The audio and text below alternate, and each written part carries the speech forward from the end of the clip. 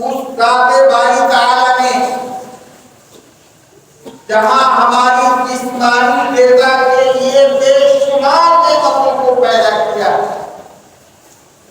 وہیں اس ذات نے ہماری روح کی غذا بھی پیدا کیا۔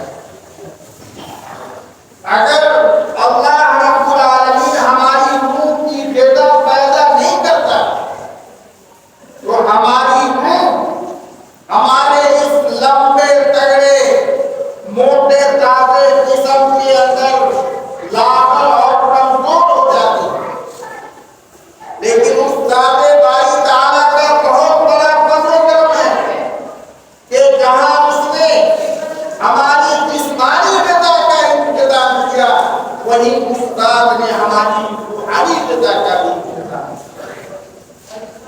اور ہماری روح کی غذا کیا ہے؟ ہماری روح کی غذا اللہ رب العالمین کی عبادت اور بندگی ہے۔ بلکہ ایک جگہ اللہ تعالیٰ نے انسان کی تخلیق اور پیدائش کا مقصد ہی اپنی عبادت اور بندگی قرار دیا۔ ارشاد باری تعالیٰ ہے وَمَا